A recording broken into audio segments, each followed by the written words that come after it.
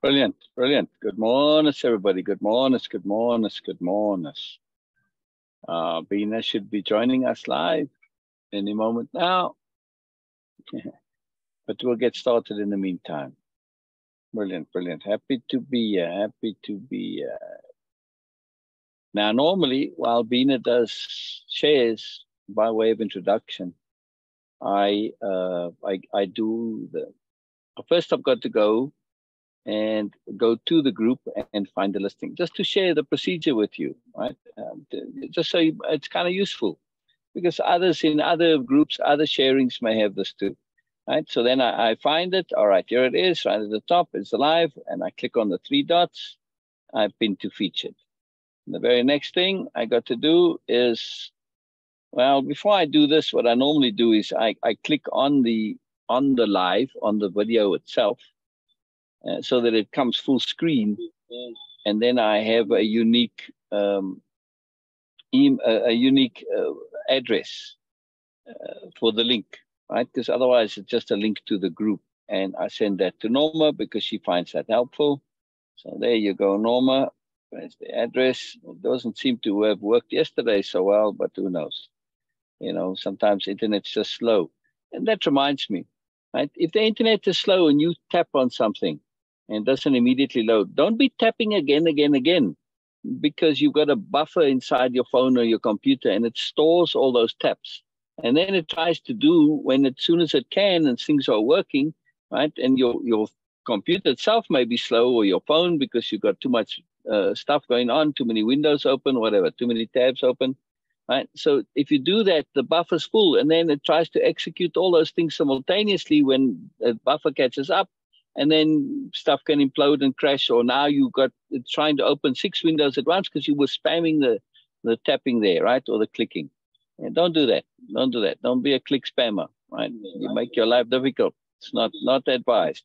Have patience, you know, wait a bit and see what's going on. You can usually see and wait to look if there is a loading circle. All right, so I click pin to featured. Then the next thing I got to do is, now I got to go back and copy that, all the information that needs to be added. All right, add to group. Add to the guide, right? And this is kind of where you can find all the nice things that we do, all the lives, all the wonderful lives. If you want to, you just go to the guides tab. Now, the guides tab doesn't work on phones. Why? I don't know. Right? Just one of those odd things. Just be aware it doesn't work on the phone. But should you have access to a computer or a laptop, you know, go and check out that guides tab. It's up at the top in group there. And you can see all of these all together. Now, failing that, you can go to featured tab, and yes, they're featured. Sometimes there's other things in there, but at least you're not getting all of the posts in group, right? You'll have mostly just the lives and some other stuff that I feature, right? And then failing that, if you wanted even more, go to nobelia.org to the page. And there it will mostly, sometimes I share other things there too, but mostly it will only be these, and you can scroll through and you'll find them in order, you know, from the top down, which is very handy, yes? And then you'll see them all in one place. Or if you want a different way of all in one place, you can go to my YouTube channel, Syl Sabastian on YouTube, and you can find all of them there. Huh? I do have quite a few people that watch them there, by the way. They seldom actually click likes or comment, but they view them, you know, because you do get those statistics from silent viewers. I don't mind, you know, I'm not doing this for views or likes. I do this regardless of views or likes. It's totally irrelevant. But that doesn't mean I don't enjoy them when they're there. And especially I do enjoy feedback. So if anybody is watching this, you know, please feel free to comment on the replays, because the magic of Facebook, when it does live and you watch it on the replay, when you comment, it puts a timestamp. So I see what you're commenting about. You know, I can go and play that, what was just before that time. All right, cool. And I can, you know, if I'm not sure what you're commenting about, and I can understand that and get that.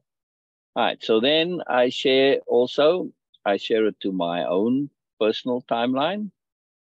That's fairly quickish. And then I share it to this page, Nobelia.org page.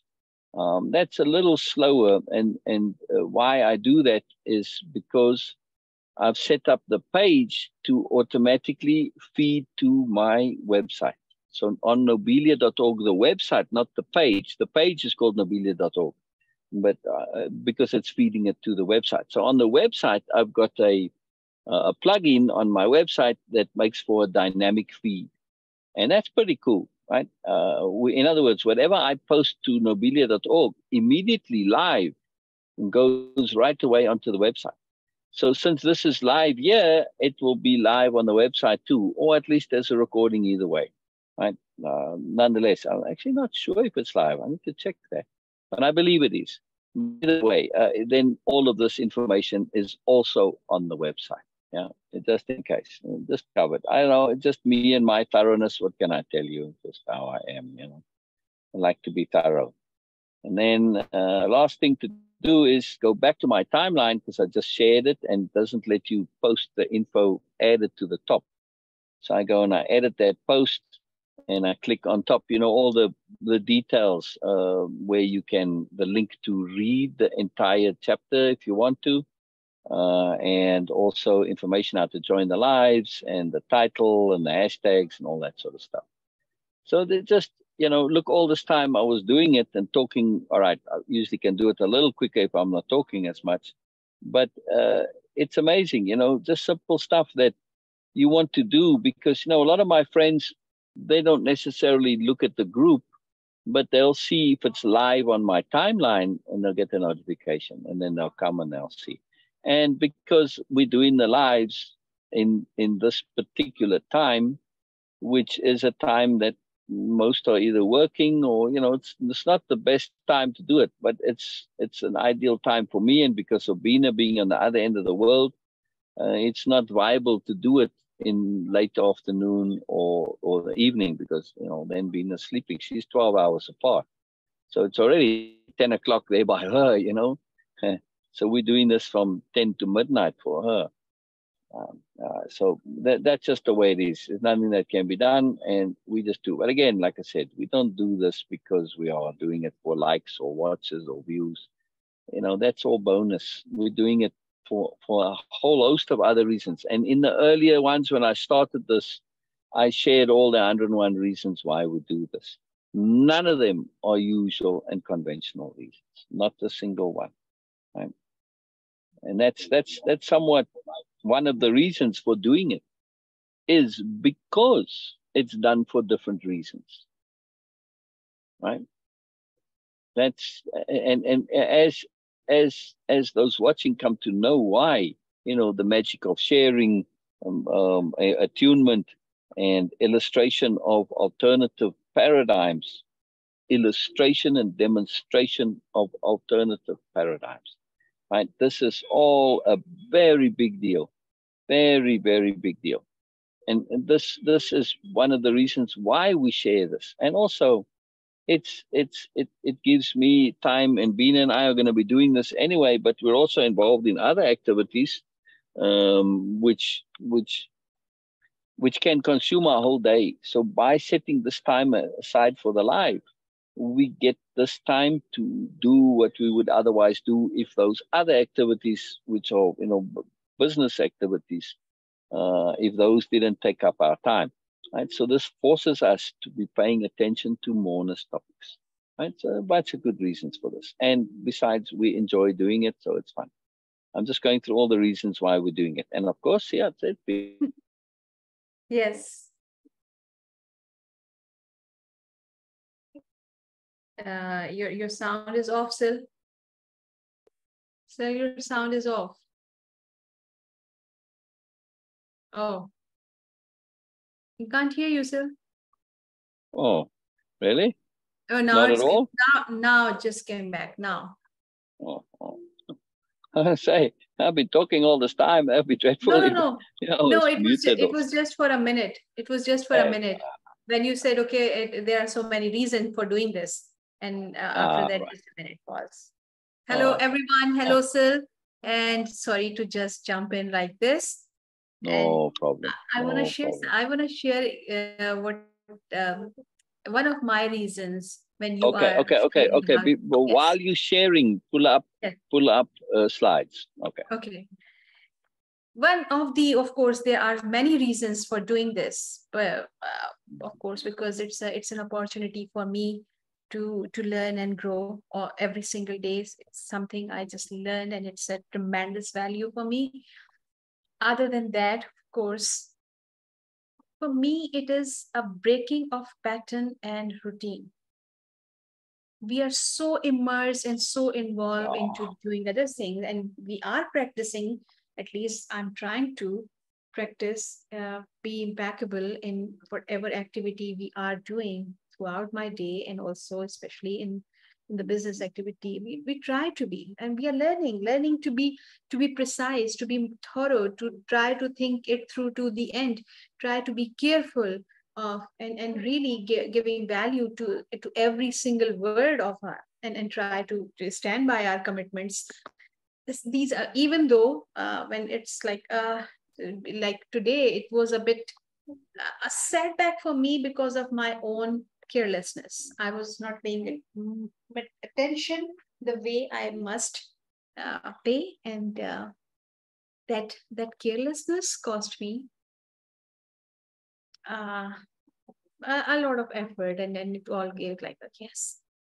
And I was super upset with myself that why I didn't pay attention to at the time when I was doing that, which gives me a good alert that we need to be really thorough in every single moment, no matter what we are doing.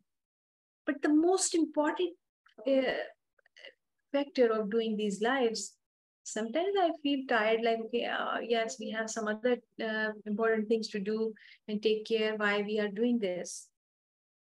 But it is like meditation, as I can say, for me as a Muslim, that our prayers are like just breaking a pattern of the day. Whatever you are doing, no matter how important, how consuming that matter is, just stop right there, do your meditation, and then come back. It is like disconnecting from the immersion of those things, and then come with fresh energy and fresh mindset. This is also happening by, for us, for me, especially breaking the pattern, not get completely overly immersed into anything, and connect to learning and growing again.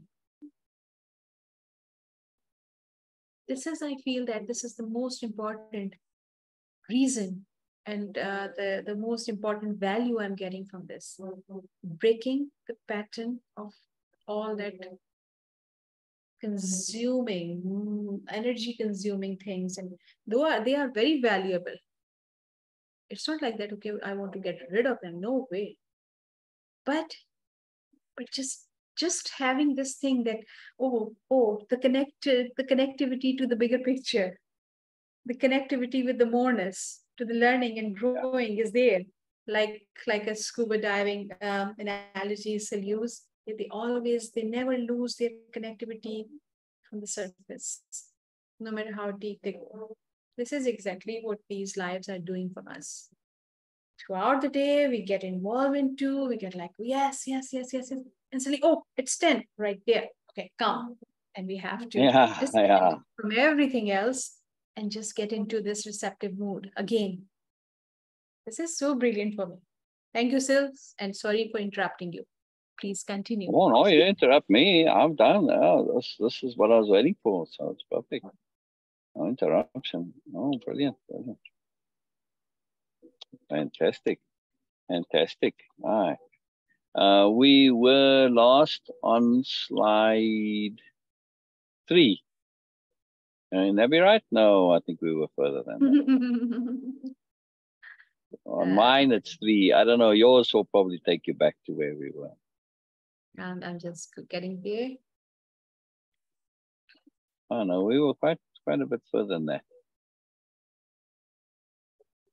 Yeah, we were there where Sabastian comes into it. I remember now. Yes, we were going through that. When we start, I still said, let's stop here. Yeah. Sharing the Now, a young screen. man had come to know. It's on page slide 12.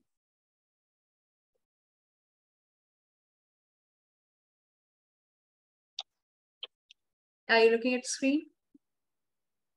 I shall. Slide 12. We want slide 12. There where it says, now a young man. There we go. Yeah, his name's Sebastian.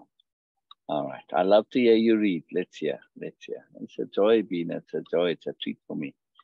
I'm debating. I think I was going to make coffee, but I think I'm actually going to make food while I listen and while we chat. Yeah, it will take time. Okay.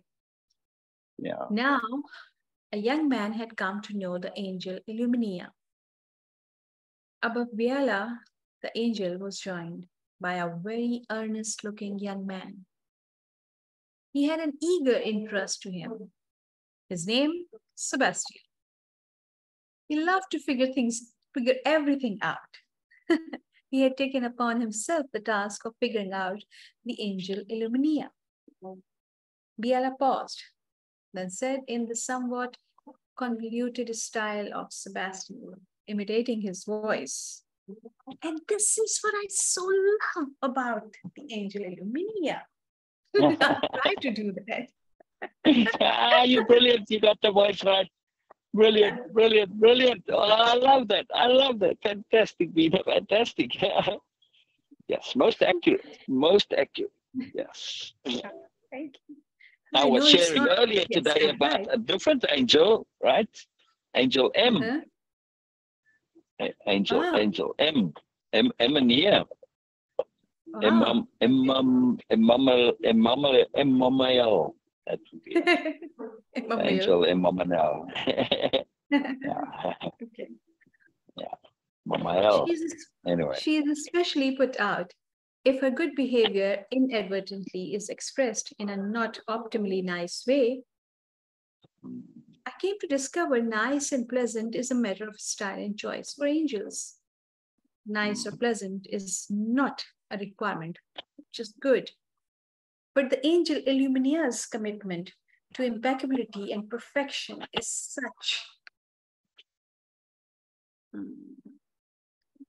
that she is fiercely determined to be good and nice, always, at all times. All right. So, in other words, that if we look at this a little bit more carefully, we see that the angel Eluminia had to learn capital D diplomacy, yes, and way of impeccability and all sorts of skills, right? Yes. Yes.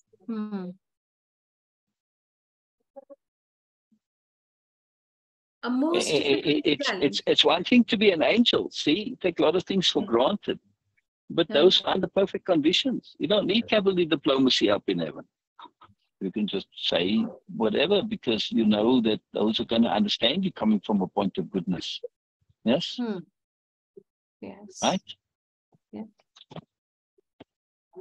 There's a lot involved that's not obvious in heaven. It's quite amazing. Yes? Yes. It's really interesting when you kind of think about it a little bit. We sort of take things for granted, but you know, it's not that obvious. Huh? Yes. Isn't that something, Beena? Yes. I want to put attention on it because it really matters. It really makes a difference, you know, to this sort of, it's obvious once I mention it, but it's not obvious when it's not mentioned. Yeah? Yes. Yeah. And of course, the angel Eluminia had an idea of this, but didn't quite realize how much was actually needed and involved. So they kind of took a blind leap, and that blind leap was was quite an expensive blind leap. Is expensive from an energy understanding awareness point of view, right? And they didn't quite realize how being imperfect in imperfect conditions and the challenge of being perfect, what a challenge it actually is. Yes, a much bigger challenge than they had imagined. Right? Makes sense? Yes. I just want to make it clear, that despite being an angel, it doesn't make life on earth easy. Yeah. What we've undertaken as humans to do is a ridiculous task. We've undertaken to learn from scratch. Yeah. Not knowing anything at all, and yet learning. That's an incredible task, is it not? Yes. And to learn in a situation, not only are we starting from scratch, but we are going into a system, a situation, an environment that is not just imperfect, but vastly, radically, grossly flawed. Yeah. But that's important. Why would we choose to go into a grossly flawed system? Because it forces us to deliberately choose. Yeah. Yes. Where's the real choice up in heaven? It's all good. It's all perfect. It's all wonderful. Whatever comes at you, whatever you see in others is automatically good. Yes? Where's the choice? There's not really much of a choice.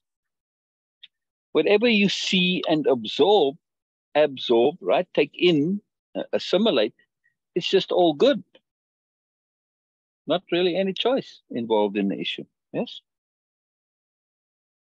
Yes. See what I mean? It's kind of a big deal, no? Now you learn and you come to be good, but you can make the case, and many do say, yeah, but how real is that goodness? Yeah? It's like the goodness of a robot in a way.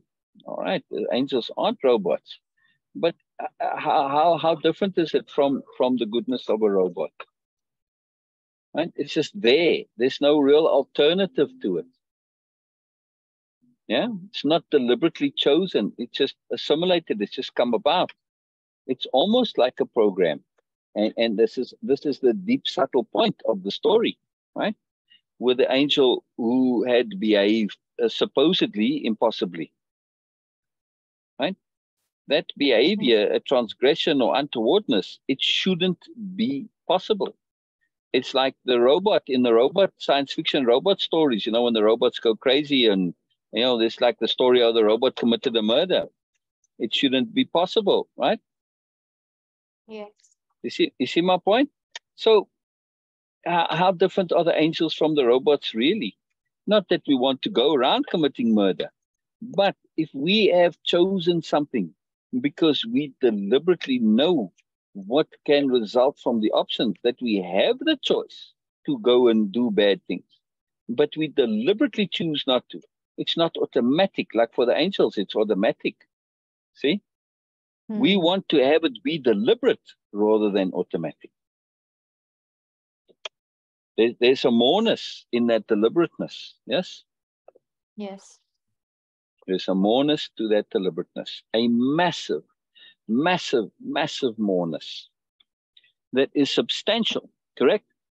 Plus, what if you do need to commit a murder because it's appropriate?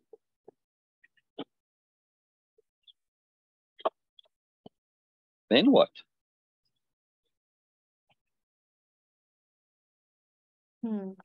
Can the angels do it? I don't think so.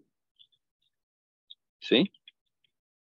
There's limitations to being an angel, in other words. There's limitations. Right. Anyway, I just wanted to make this point, right?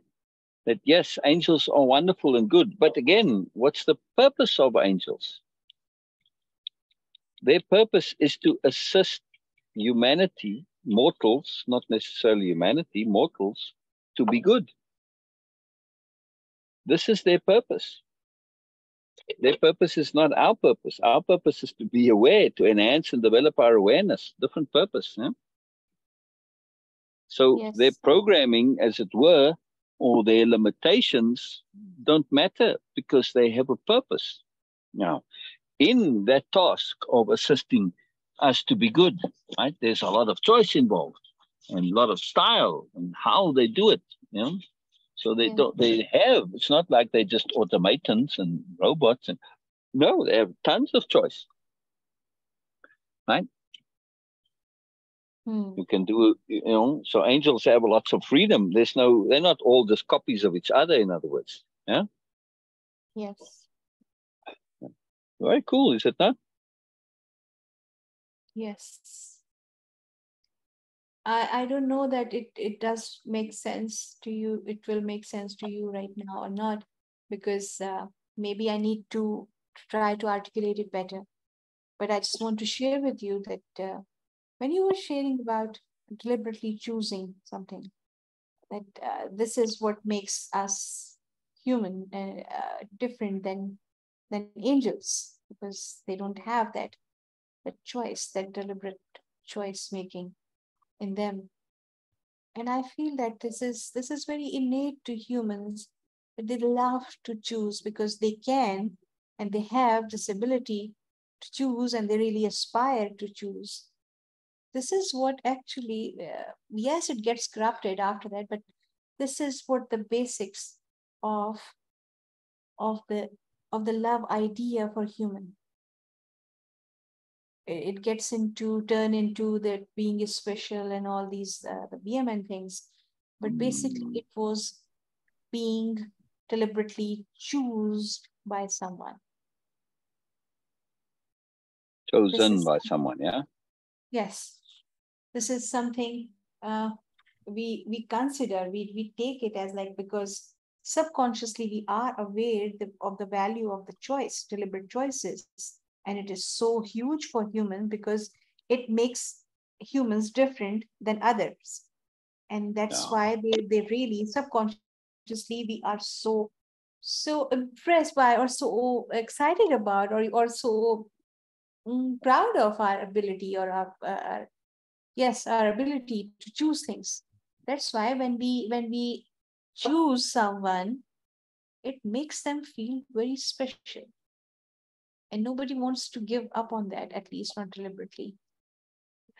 And that idea gets corrupted by the when the power idea or the ego gets involved into that. Otherwise, it was just being being chosen by deliberately making a choice for you. I think that this is when you were saying, I feel like now it is getting into more deeper thing, from where we get this all the love idea, and then how it gets corrupted by the ego thing.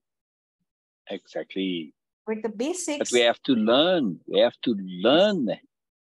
The basics are same, that we feel special when someone, or we choose someone or something as our deliberate choice, because according to human understanding or subconscious, choices are very precious.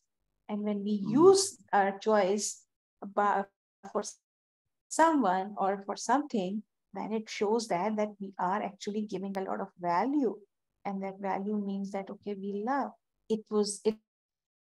Till then it's all good, but after that, when we get like, okay, now because I have been chosen, now the ego thing says, okay, I need to be special in every way and all these things, then it gets corrupted. But I think that the basics starts, the foundation of this starts from there. I guess I could be totally wrong, but this is what I feel when you were sharing all these things about. That the love is also just deliberate choice. Right, and here's the key though, right? If we live as angels, like Eluminia is saying there, well, it's easy to be perfect in perfect circumstances. But what about an angel that now has to be in this world, right? In the regular world. The angel can only really exist and operate and function in heaven, which makes it somewhat limited. Now, all right, that's all fine from, well, and of course, when they're interacting with humans, but we don't see them interacting with us, right? And as such, you know, that interaction is hidden from us, right? Yes. But what if they were, and they do need to interact? Then what? They can't, see, because they don't understand the nonsense. And this ties into the new nobility. Same thing now, same logic, right? The new nobility say that if you want to be a new noble, you have to understand the superiority paradigm inside and out, forwards and backwards, upside down, every which way, right? This is absolutely critical, the necessity to understand, because otherwise you won't be able to operate in the entirety of the real world, of the regular world. Yes, you only are good to operate on Nobelia. That's no good. See? So the same logic applies to the new nobility as to angels. It's having this ability to be broad. And of course, the same thing applies with capital diplomacy and impeccability. All of these skills, they need to be learned because the universe has the whole range of awarenesses and existences and motivations and modalities in it. We can't only set up our awareness to be able to deal with one type only. We need to be able to deal with everything. This is the epitome of appropriateness. Yeah? So it all works together. It all balances out, all works together. How cool is that? Yes? Oh, yes. Yes, absolutely. I love it. I love it. I think it's just too magical, you know, to understand this. And see, the angel analogy is just apt here because it's adding to the understanding of it, of the new nobility. Yes. Yes. Same thing. Same. How awesome is that? Yes. I just love it. I just love it. You know, it's really cool to me. Really cool, and it makes sense. You see, there's a deeper logic to this. It's all about appropriateness, capital A, universal, everything appropriateness. Yes, we want to have that ability to be able to be appropriate in any circumstance. Any. This is capital A appropriateness, and this is maximum survival, maximum evolution. Both taken care of, yes? Yes. Not one at the expense of the other. Plus, maximum joy, maximum delight, right? Maximum on all levels. Talking about maximum joy and delight, I'm about to have some wonderful lemon, garlic, salmon. Yeah? Yes. With baked potato. That's baked potato. How cool is that? Perfect. Yeah. Very, very perfect indeed. Very perfect indeed. I love it. I love it. Keep going, please, Beena. Please keep going. It's so marvelous. I enjoy hearing you. And, you know, yes, it's a capital R reading. That's why we interrupt. Just for those who don't understand. This is the point of what we're doing. On Sundays, we read it through in its entirety. But in the week, we read and discuss and stop and go back and go over and digress and sometimes go on tangents and do all sorts of magical and wonderful things. Yeah? Yes. I need to share. Moreness. Yes.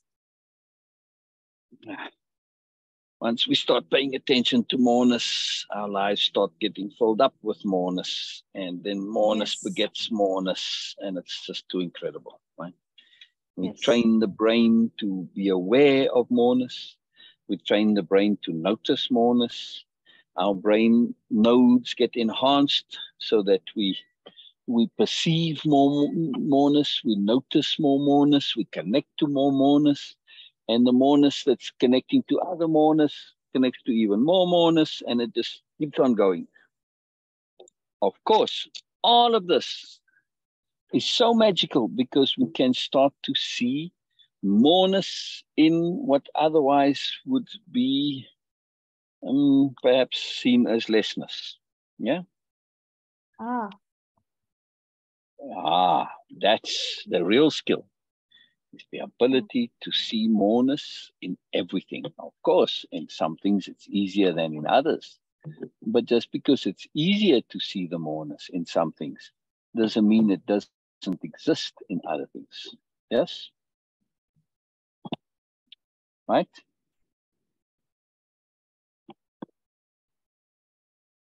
Yeah. Right, Beena? It's a skill that has to be developed. The ability to see and extract moreness. Yes. Everything has value. It's up to us to extract. The worst thing is a good bad example. Yes. If we didn't have bad things, right, then we would be in a circumstance where we would have limitations because things aren't bad and good in themselves, but we would have to eliminate everything that has the potential for bad. How are you possibly going to do this? You'd have no tools. Right? All tools can be used for bad. So you can't eliminate the bad. It's not possible. So it's not realistic anyway. You will end up in such a sanitized, bland environment that it would be kind of pointless. Right? Yes. Yeah? No. Just want to make that clear, that you cannot eliminate bad. Because the things in themselves aren't bad, obviously. But what you can do is say, wow, all right, it's how I use these things that matter, not the things themselves. Now, that's me in the thing itself, but how others use it, it's how I relate to how they use it also makes a massive, great big difference, yes? Huh? Yes. Yes. Yeah. And the universe is set up in such a magical way that, if we do our side, we are impeccable, in other words, and we develop our skills to the utmost, that we can find good in anything and extract good from anything. We can learn from anything. And if we love learning, then life is easy. Right? Yes. It's a powerful, powerful thing. Very super powerful and magical, of course. Right? Yes. Oh, man. Yum, yum, yum, yum, yum. I have delicious food, and I have delicious conversation, and I have delicious input, and I have delicious company, and everything is just delicious. See, moreness on top of moreness. Yes. Okay. Shall we continue now? Yeah, okay. A most difficult challenge. One of the big differences between angels and mortals is imagination. In a perfect environment, imagination is, of course, not needed. While angels are capable of imagination and have it, they generally don't exercise it much. And there's no need. They are out of practice. The image of Sebastian showed him in a lecture pose, seemingly speaking to no one but himself. Still, as Sebastian, Biella said, the angel Eluminia is exceptional in her dedication to creativity, her desire to bring her imagination to full bloom, specifically so that she can creatively problem solve. Excuse me. That sentence was a future intuitive connectivity, or a memory of future, a future memory. Okay. By the way. Specifically so that she can creatively problem solve. She deeply wishes to apply goodness with maximum joy and positivity, a singular challenge for an angel as they are necessarily ruthless by nature.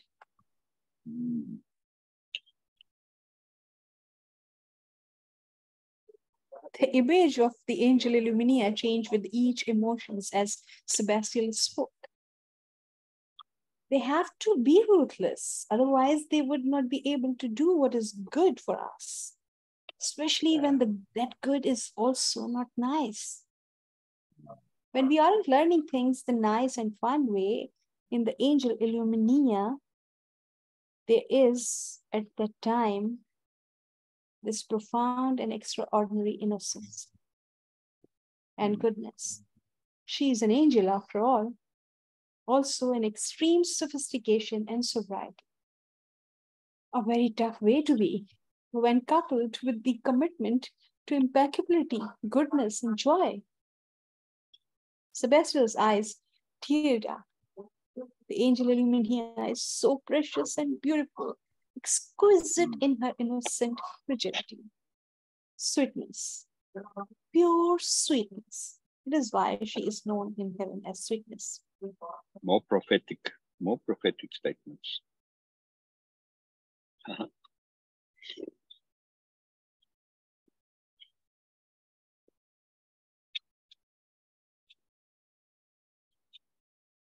think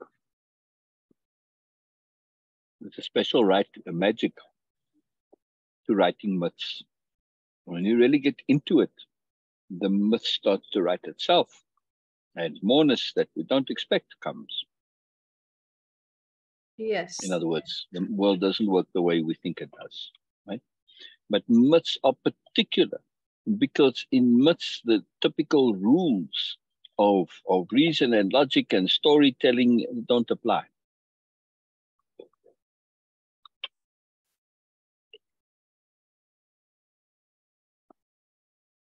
Things cannot not quite exactly follow. There can be these jumps, right? If you actually read old Greek myths, it's astonishing. You're like, what? How did that get there? How did this happen? It's just like these jumps and gaps, but the overall effect is very powerful.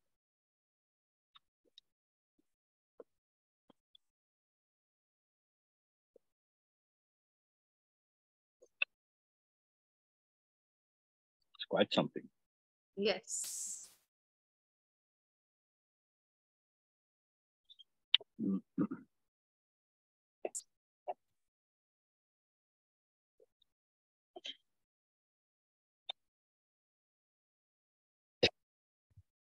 The young man smiled, sweetest, deepest smile of love and happiness, growing older as he did so.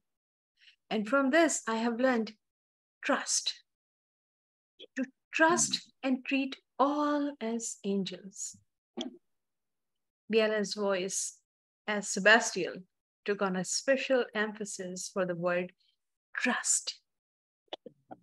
It's all we can do, really, to trust in our own goodness, to completely trust we are fine and well. When we are our own impeccable selves, however limited that may seem to us, when we fully make peace with ourselves, we can just be. Yeah. Then good can come. Then we can relax and have fun. But first we have to trust in our own intent to goodness. Yes. Biella added dramatically in Sebastian's voice. I wonder if she can. Oh, yes. Very cool, Beena. I like the voice. Very cool, very cool. I want to pause a moment here. Yes. To say this on this point of trust. And I want to make a deep point of logic. Simply because we cannot prove the existence of something, that inability to prove something's existence does not prove its non-existence. Say it again, please.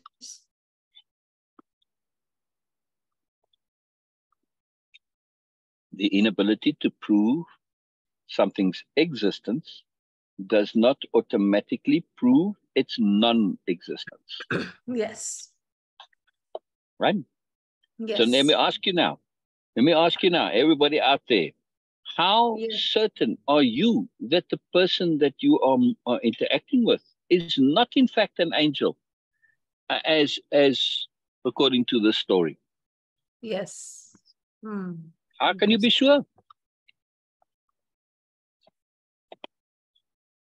There's no way you can be sure they are not. Yes. You're not sure they are either. Right? Yeah. So it can be either or. Now, the new nobility in their sophistication say, where's the benefit of me treating them as just an ordinary human? Yes. Compared to the benefit of treating them as if they are an angel. Especially to treat them as an angel on a most difficult mission. An angel whose mission it is to teach me something, even though it's unpleasant.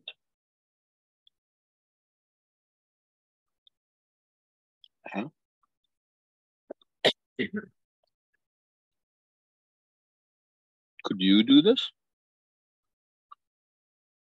Like? Could you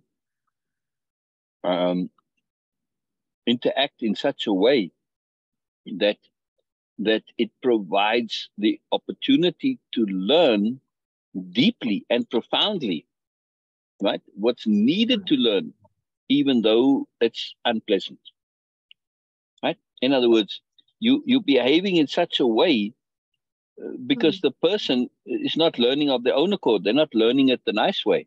They need to learn this, and the only way to learn it is the not nice way. Could you act in such a way that would create the opportunities for them to learn that way, that not nice way?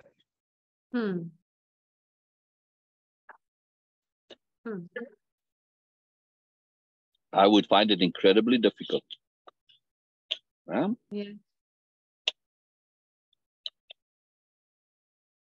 Because we don't have that ruthlessness of the angels. Our love and compassion and caring is going to get in the way. Right? How can I cause you pain, even though I know it's good for you? This is an impossibility. We can't do it. We can't do it. Yeah? Not consciously. We do it unconsciously, yes. Inadvertently, yes, but not consciously and deliberately. Yeah? Yes. But an angel, they can, because this is their purpose, see? Very different. Now, when we put all of this into Eluminia, that she has this deep purpose, but also other commitments, the commitment to being perfect in imperfect conditions, the commitment to impeccability, and all of that goes with that. We now end up with a massively complex, convoluted set of intents that kind of war with each other a little bit. Not really, but kind of, yeah? Yes. So,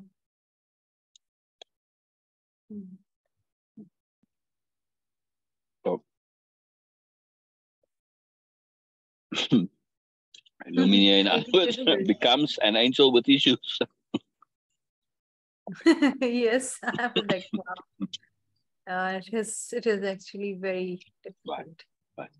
Exactly. It's an impossible task. But not truly impossible, but, the degree of difficulty that's been added to this is off the charts, which makes for a very convoluted, complicated individual, right? And when we understand this as being us, right, we don't remember what we chose. But now we realize why we are so complex and convoluted and sometimes contradictory. Yeah. See? Because we're all angels. That's the deeper point of the story. That the new nobility see everyone as angels, as a choice, because it provides value. Yeah? To see someone else as an angel doing this difficult, impossible job and all these things. How does this not leverage our patience? How does this not leverage our caring, our compassion? Yes? How does that not leverage our imagination in order to perspective shift, to perceive things from alternative perspectives to the default? Once you start doing that, whether they're actually an angel or not, is totally irrelevant. The fact is that you're looking at someone in a deeper, deeper way, in a multiplicity of perspectives, and you're opening up your imagination to be whatever. How often have you had something go on inside you and you weren't able to share necessarily, right? And others didn't understand and they misunderstood, and it caused a problem. Yeah? Beena? Beena? What happened?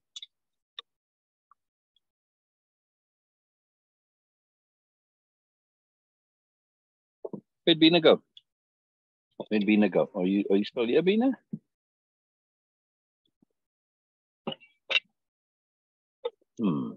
Only Beena dropped, or did I drop? What's happening? Let's see. Oh, Beena dropped. Beena dropped. Right. I want to emphasize this point. Yes. And I'll ask Beena when she comes back. But to anybody listening, just think of all the times that you've been in a situation where stuff is going on inside you and you can't explain, well, for various reasons. Maybe it's just too long and complex. There's not enough time to explain, right? But you've got the stuff pressing on you and it's making you behave in ways that you don't normally behave. And people are like, what's going on with you? And you can't explain, right? Now, if you know this to have happened to you, how is it that we cannot give the same courtesy to others? If somebody's not operating in the same paradigm, it's sometimes difficult to imagine their behavior. Take somebody deeply caught up in the superiority paradigm. It's all about me, me, me, me. You do things because you're going to get some gain out of it, some benefit out of it. Yes, this is it. This is the whole system, right? It's win at all costs. Do unto others before they do unto you, etc. Right? It's scrabble. It's fight. It's pull others down to get higher. It's push others down so that they don't take your spot. All of this. Right, the entire competitive mindset, right, and fighting over scraps, right, or fighting over benefits. This is the whole paradigm. Is that you, Joel? I'm very good, man. Very good. Doing the live. How are you? Oh, I'm loving the weather. Oh, me too. I love it. I love this weather. Yes. If it was just a little bit more cooler, it'd be perfect. Yes, it's coming. It's coming. Business. Very good. Thank you. Yeah, very good. Very happy. It's really picking up now. Starting to get, where I'm working. It's getting there. It's close. Nice. Yeah, I'm trying to do a YouTube channel. Ah, right. I do share it to YouTube. I don't push it much, but I do share. What I'm doing now, I'm on live. I'm just into. Yeah. Well, I do music. Yeah. So I'll play online. Maybe you can catch me one of these days. There you go. That'd be cool. See you, Joe. Bye-bye. Few minutes, few seconds worth of magic. Doesn't take much in our lives. Doesn't matter that I'm interrupting. It's important. Right? It's important. You gotta touch when touch is needed. I'm saying though, from a point of view of understanding that what we go through is complicated sometimes. And I was making the point that I've often had my behavior completely and utterly misunderstood because someone is unable to comprehend that I'm simply being nice for no good reason whatsoever. They cannot understand that somebody can do something that's nice that is of no benefit to them. They refuse to believe it's true because that's the paradigm that they're in, the system that they're in. Right? In the superiority paradigm system, this is an impossibility. People don't act altruistically. They just don't. That's how that belief goes, which of course is complete and utter nonsense. Of course, people can behave altruistically. Right? I can do something simply because it gives you joy. It doesn't give me any benefit, but gives you joy. And you can say, well, that gives me joy. Okay, there's some benefit into it. Yeah, all right. But sometimes I do things because the universe has prompted me to do it. I don't know if it's going to be of benefit to anybody, me or you. I still do it simply because I've been prompted by the universe. And I have to trust in those situations. And that's difficult. Yeah, it's very difficult sometimes. But again, see, learning to act without agenda. But my point I want to make here is that when we behave in ways that are outside the understanding and expectations of others, they don't get it. And they can misinterpret, right? So yeah, I do something nice for somebody. And they in this environment where people only do things because they want something. Yeah. So now they immediately start to be suspicious. And the more I say, no, I just did it because I want to be nice. I'm being kind. I'm being compassionate, whatever, do attunement. The more they say, what's going on? What's the real reason? And the more suspicious and paranoid they become. Sadly, I've experienced this. Yeah. Now, when we look at others as angels, we can bypass this type of thinking in ourselves. Yes. And we can say, what is it that is I need to learn here? Right? Where's the deeper gift? Okay, they're doing something nice for me or they're doing something horrible. Either way, where's the deeper gift? The gift of awareness, right? What I need to learn, what I need to understand. Now it starts to shift, right? And then I start to see the moreness, regardless of whether the person was behaving nice or not. Yeah? The new nobility encounter a particular problem, or at least they did in the beginning. They when they went out into the world, they caused unhappiness in others because of their moreness. You say, well, how can that possibly be? If someone is stuck in a comparative mindset, which they understand through superiority paradigm understanding, right? And it's got a name. It's called the comparative mindset. It's a big deal, right? In the comparative mindset, if something is not black, it's automatically white. Right? It's also called mentality of opposites. So in this mentality of opposites, you get this problem that things are automatically judged and gauged and assessed and evaluated according to this opposite logic. Right? So if something's not good, that automatically makes it bad. Yeah, and that's typically how much nonsense in the world comes about. But think of it a little deeper. If that person believes themselves to be good, yes, then they perceive something that is radically different to them. Then by that same logic of opposites, that thing that's different now becomes bad. Because, well, it's not the same as me. I'm good. Therefore, it must be bad. Beena and I were speaking the last couple of days very extensively. It's a long, ongoing conversation about this must be logic. And Beena asked me, but is it really a serious issue? This must be. I mean, how much difference does it really make that people think this way? It makes an inordinate difference, as we've come to discover, right? Or at least as I shared with Beena. And we're seeing now. Because in a situation like this, right? If I'm good and something is radically different, then it must be bad. And so when to finish my point on the new nobility, so when they first started, before people knew about the new nobility and they were just individuals, right?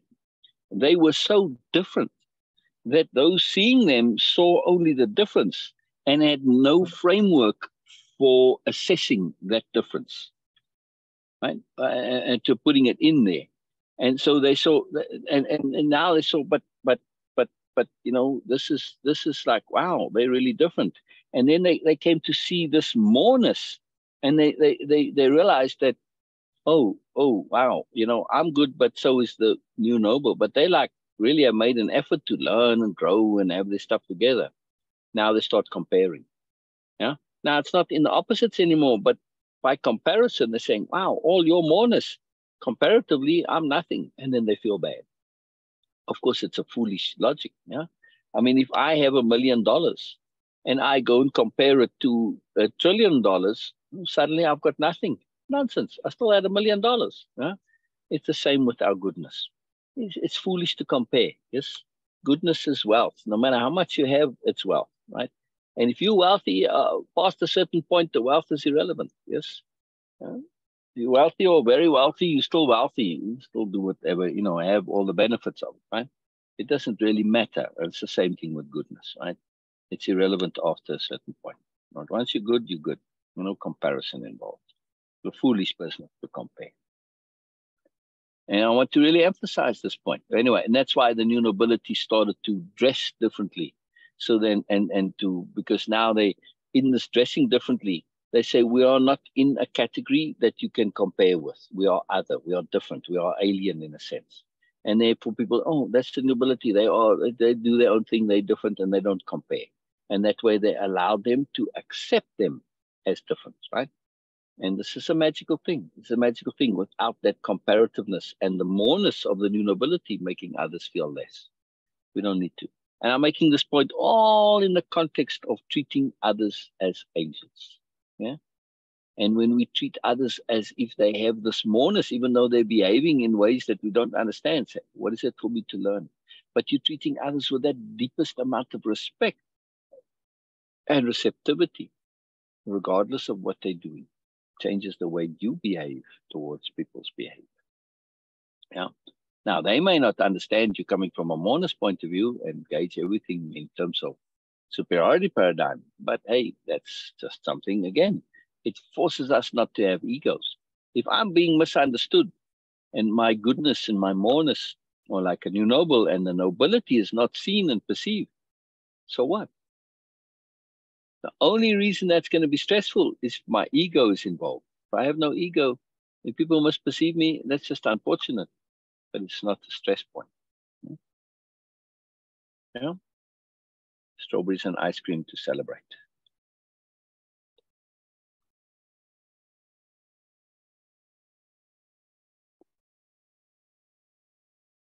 Everything in our magical universe, everything is there and it has value and moreness. It's up to us to extract it. Yes. All right. I do want to continue with Beena. Since it's 11 o'clock already, I feel satisfied, an hour, right? Just in terms of those that do follow these replays, that I'm not wasting anyone's time. Not that it really matters, but I think this, I'll leave here because I am keen to hear to continue with Beena. It's important, this is a big point, and I want to share this, what I was sharing with Beena too. And we have been speaking about this, but I want to go over it because that's part of the magic. Go over things again and again. It's always different, each and every time, always different, always moreness to learn, always moreness to grow from. So I'm going to leave this here and then we'll continue where Beena was reading next time. I want to just leave on this deep point of when you really look at everyone in your life from now on, right? Assume they are an angel. Yeah, but they're behaving terribly. Ask, what is it that I need to learn? Do I need to learn to let people be? Do I need to learn to leave people, to stay away from them like a black hole? Right? That's first lesson of the black hole when you're out in space. You cannot fix a black hole. Any energy you give it makes it more of a black hole. That's a hard lesson for good people to learn. They can't leave others to be. No, I'm going to fix him. No, okay. Doesn't matter what. Sometimes you got to step away. You got to leave them be, right? Connect at the distance, like with a black hole. Right? So in many lessons, when people aren't good and nice, right? We have to learn capital diplomacy, patience, strategy, yes, understanding, awareness, and staying away. All of these lessons that we need to learn, right? So ask yourself, assume that it's an angel and assume their behavior has some deep learning for you and share what comes up with, right? If you can, if you're listening to this, right? Or even just to yourself. But I'd love to hear from this perspective, how those in your lives are leveraging you to be more. How they are leveraging you to be more. All right. So I'll leave it there. How do the angels in your life leverage you to be more? All right. Until tomorrow. Bye-bye. Bye-bye. Bye-bye. Bye-bye, Norma. If you're here. Bye-bye. I didn't see. I wasn't looking at screen. I didn't see if you're there. Oh, Norma is here. Hello, gorgeous Norma. Hello, wonderful, beautiful Norma. Sorry, Norma, I was eating and things, so I didn't see your comment there. Right? But I'm glad you're here, Norma. I'm glad you're here. I'm glad you're here. Love you, Norma. Love you, Norma. Always glad when you're here, Norma. Always glad. It really warms my heart when you're here. It's a big deal. It's a big deal. It's not an expectation or an obligation. It's a bonus, a gift, a joy. It's a magic, in other words. I never take magic for granted. That's what makes magic magic. It's always magical. All right. On that note, bye-bye, everybody. Bye-bye, bye-bye. And meeting.